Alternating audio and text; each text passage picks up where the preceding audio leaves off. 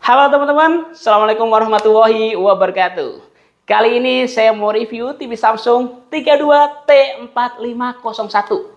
Lebih tepatnya Smart TV Samsung 32 inci. Ini bukan tipe terbaru, tapi ini tipe terakhir. Karena TV ini rilis dari tahun 2023. Di tahun 2024, tahun 2025, TV ini masih dipertahankan oleh Samsung. Padahal kita semua tahu, biasanya Samsung itu setiap tahunnya dia akan mengganti tipe dan model TV-nya. Tapi tidak dengan 32 Smart TV-nya yang satu ini. Kita langsung lihat dari segi desainnya.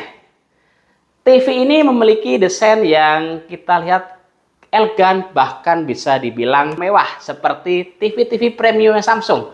Padahal ini 32 inci. Biasanya kalau untuk ukuran 32 inci ini kayak tipe-tipe sebelumnya, dia menggunakan bezel yang cenderung lebih lebar. Tapi tidak dengan 32 inci ini. Dia menggunakan 3 bezel-less. Jadi bezel yang dia pakai itu benar-benar tipis. Dan mungkin TV 32 pertama Samsung yang menggunakan bezel tipis.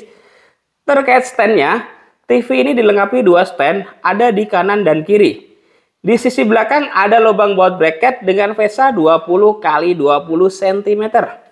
Konektor listrik ditempatkan di area kiri sisi belakang menghadap ke samping. Sementara di arah berlawanan terdapat jajaran konektor TV ini yang juga menghadap ke samping.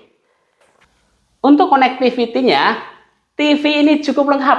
Dia ada dua HDMI. Satu HDMI support HDMI ARC. Jadi kalau teman-teman mau menyambungkan audio outputnya TV ini ke perangkat teman-teman yang dia mendukung HDMI ARC, itu bisa langsung kita sambungkan ke TV Samsung ini.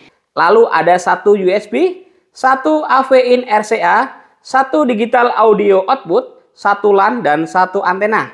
Karena TV ini sudah support digital TV, jadi teman-teman tinggal sediakan antena, nanti kita bisa menikmati siaran digital dan teman-teman tidak perlu beli STB lagi.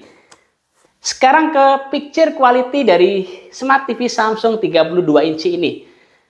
TV ini menggunakan layar resolusi XD 1366x768. Tapi kalau teman-teman punya resolusi yang di atasnya, misalnya punya video dengan resolusi 1080 ataupun nonton Netflix dengan resolusi 1080, TV pun masih bisa menerimanya. Jadi jangan khawatir dengan resolusi di atasnya 768. Lalu ada HDR dan Ultra Clean View, menjadikan gambar TV ini lebih detail dan jelas.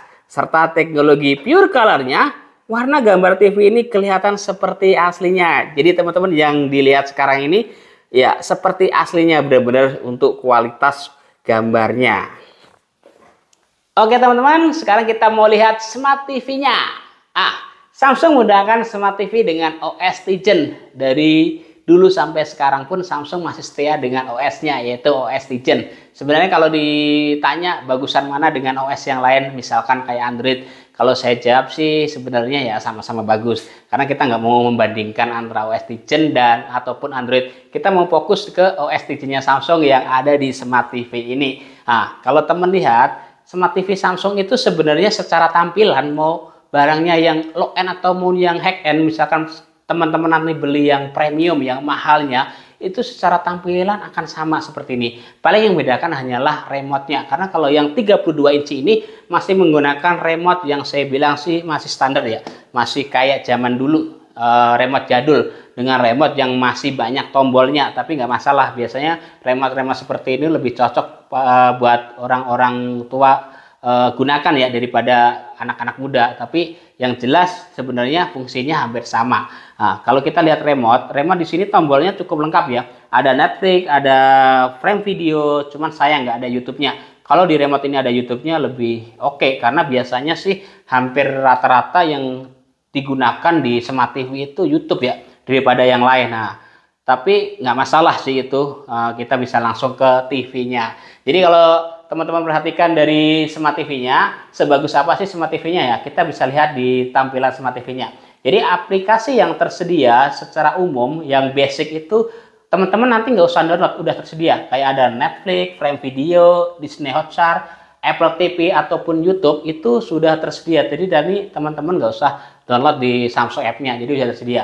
Jadi saya rasa dari segi Smart TV-nya sudah lengkap ya dengan OS Tizen ini. Kebanyakan orang juga mungkin terpakainya atau yang digunakannya nggak mungkin semuanya. Biasanya ya paling Netflix yang benar-benar atau YouTube, kayak Apple TV nggak semuanya. Nah, itu biasanya orang-orang yang gunakan. Jadi bagus nggak sih sebenarnya Smart TV Samsung ini? Ya jawabannya teman-teman bisa nilai sendiri. Kalau saya pribadi sih oke-oke aja dengan ukuran yang saya bilang si 32 ataupun mungkin yang gede pun juga sama sih Smart TV-nya seperti ini. Kalau teman-teman beli barang murah tapi dapat merasakan tampilan yang barang premium kan oke. Jadi nggak saya rasa nggak ada ruginya gitu. Nah, di samping itu dari segi Smart TV Samsung ini juga teman-teman bisa menggunakan apa ya namanya Smart View atau bisa dibilang screen mirroring. Kalau Samsung bahasanya Smart View, tapi kalau di handphone lain tuh screen mirroring atau bisa yang namanya wireless display. Jadi kalau teman-teman nanti koleksi misalkan video di handphone teman, misalkan mau nonton ke TV tanpa memindahkan misalkan di USB atau apapun, nah teman-teman bisa mirroring langsung ke TV ini. Tapi emang sisi nggak bagusnya sih handphone kita nggak bisa kita buat yang lain. Jadi kalau kita udah mirroring ke TV ya udah, kalau kita mau buat yang lain TV-nya ikut ngaco, ikut pindah-pindah gitu. Jadi kalau untuk Smart TV-nya sebenarnya sih udah lengkap ya.